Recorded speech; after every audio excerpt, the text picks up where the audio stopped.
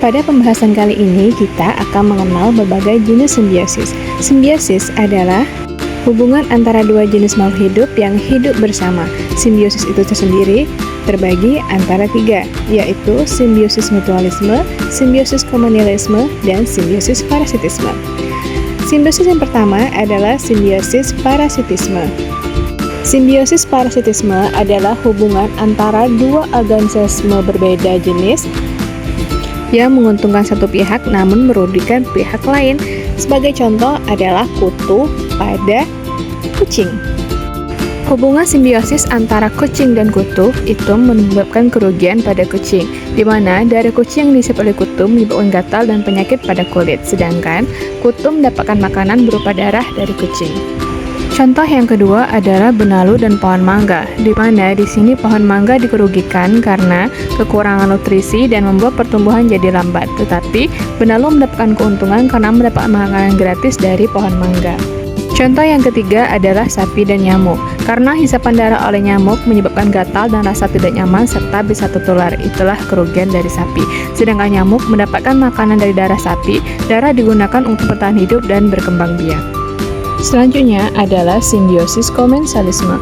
Simbiosis komensalisme adalah hubungan antara dua organisme berbeda jenis yang mana salah satu organisme diuntungkan sementara organisme lain tidak dirugikan maupun diuntungkan.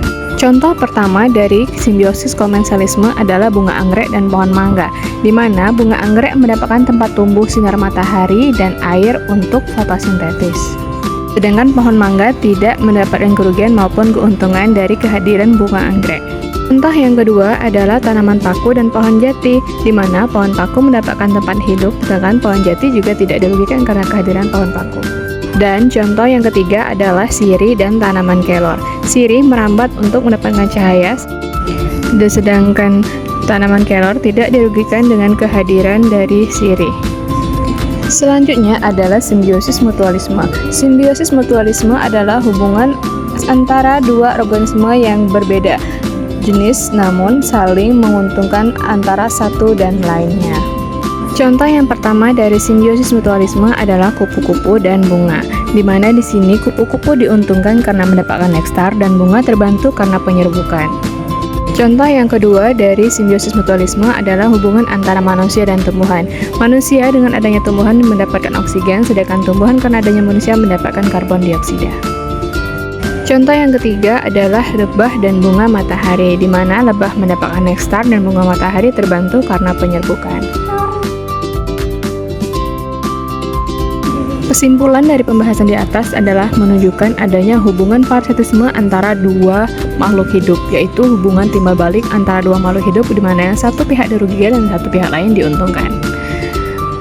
Selanjutnya adalah menunjukkan adanya hubungan komensalisme antara dua makhluk hidup, yaitu hubungan timbal balik antara dua makhluk hidup di mana satu pihak diuntungkan sementara pihak lain tidak diuntungkan maupun dirugikan.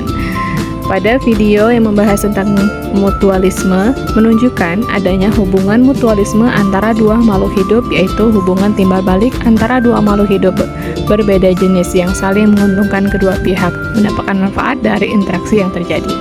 Sekian video dari kami, terima kasih.